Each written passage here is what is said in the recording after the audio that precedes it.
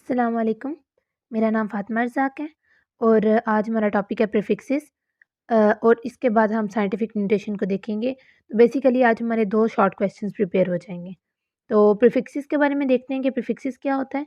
Basically जो हम लोग यूनिट्स यूज़ करते हैं, हमने पीछे यूनिट्स पढ़ी हैं, derived unit and base units. तो ये जो हम यूनिट्स यूज़ करते हैं, इनके मल्टीपल्स के जो बड़े होते हैं, उन यूनिट से बड़े जो उनके मल्टीपल्स होते हैं वो और उनसे छोटे जो होते हैं। तो इन सब को एक्सप्रेस करने के लिए हम लोग एक चीज़ यूज़ करते हैं जो उसे प्रीफिक्सेस कहते हैं। देखिए प्रीफिक्सेस से लफ्ज़ से ही पता लग रहा है, प्री मीन फर्स्ट, ये स्टार्ट में लगते हैं।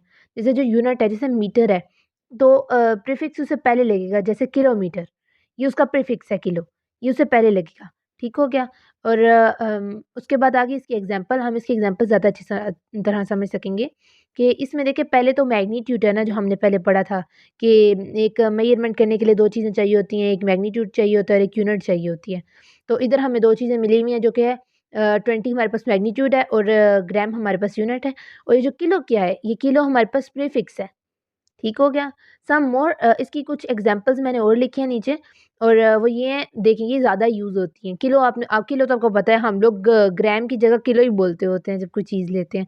तो बेसिकली वो ग्राम ही होता है। हम सिर्फ़ ये किलो का मतलब सिर्फ़ होता है 10 रेज़्ड पावर 3, ठीक है? 1000 और डेका मीन होती है 10, ये सिर्फ़ 1 पावर होती है 10 की और आपको पता है जब 10 की 1 पावर होती है तो बेसिकली 10 ही होता है, ठीक? सेंटी।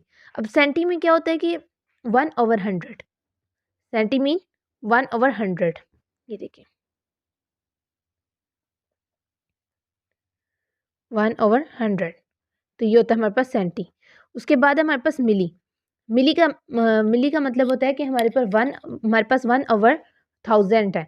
ये हमारे पास किलो के उल्ट होता है और आगे हमारे पास माइक्रो 10⁻³ और मेगा और माइक्रो बिल्कुल अपोज़िट होते हैं और अपोज़िट मीन सिर्फ़ आपको पता है नेगेटिव से ही अपोज़िट होता है। तो ये दोनों बिल्कुल एक-दूसरे के अपोज़िट होते हैं। उसके बाद आ गया नैनो, नैनो मीन 10⁻⁻9 और फिर पिको 10⁻12। बाकी सारे आप याद करें या ना करें, लेकिन अच्छा तो ये है कि आप वो सारे भी याद करें। लेकिन अगर आपसे वो सब याद नहीं होते तो कम से कम ये सब ज़रूर याद कर लें क्योंकि ये बहुत ज़्यादा यूज़ होते हैं। ठीक?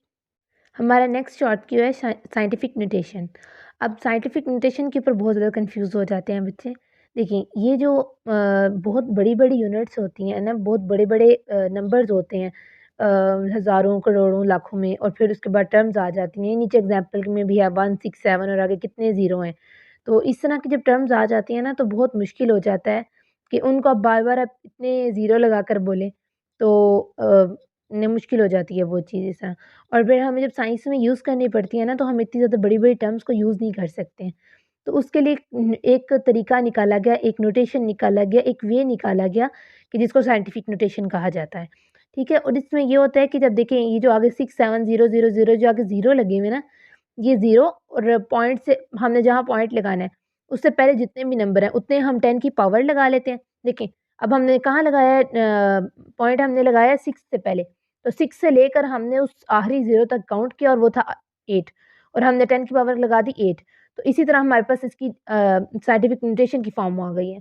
तो ये इसी तरह एग्ज़ाम्पल में ये डेफिनिशन में भी लिखा हुआ है कि टू लार्ज और small number can be converted into decimal form, कि उनको डेसिमल फॉर्म में कन्वर्ट कर लिया जाता है मल्टीप्लाइड बाय 10 और 10 से मल्टीप्लाई किया जाता है विद सम पावर, कुछ पावर लगाने के बाद। दिस सिस्टम, ये जो वे है ना, ये जो तरीका, ये सिस्टम जो है, इसको हम साइंटिफिक नोटेशन कहते हैं।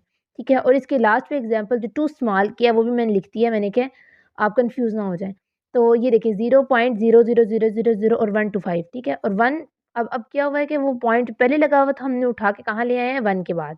तो 1 के बाद लगा है तो 1.25, अब हमने जहाँ पॉइंट लगा हुआ था, उससे आगे से 0 काउंट करने शुरू किए हैं और 2 तक ले गए हैं और वो थे 8 और हमने पावर लगा दी -8 और इसी तरह से हमारी वो पावर आ गई -8 और डेसिमल फॉर्म हमारी बन गई 1.25 और ये हमारा साइंटिफिक नोटेशन की फॉर्म बन गई है। अब सेम ऐसे भी लिख देंगे ना तो आपका आंसर ठीक है बिल्कुल। आप लोग ये जैसा क्वेश्चन किया जाता है व्हाट इज़ साइंटिफिक नोटेशन, उसका आंसर ही लिखा हुआ है ये। आप ऐसा लिखेंगे ना तो आपको फुल नंबर मिलेंगे इंशाल्लाह। तो ये देखिए ठीक हो गया। अब आपने इसको इसी तरह से याद करें, प्रीफिक्सेस जो हैं वो भी पीछे डेफिनेशन जो लिखी हुई है वो बिल्कुल ठीक है। अगर आप वो भी करना चाहें ना तो वो भी करें, उधर से भी कर सकते हैं। वैसे बुक से भी करना चाहें आपकी अपनी मर्ज़ी है इस बारे में तो, लेकिन अगर आप यहाँ से भी डेफ़िनेशन करना चाहें तो ये गलत नहीं है। तो अगर आपको यहाँ से ज़्यादा अच्छी याद हो जाए तो ठीक है। और इसके अलावा ये आपके 2 शॉर्ट आज कवर हुए हैं। ठीक, अल्लाह हाफ़िज़।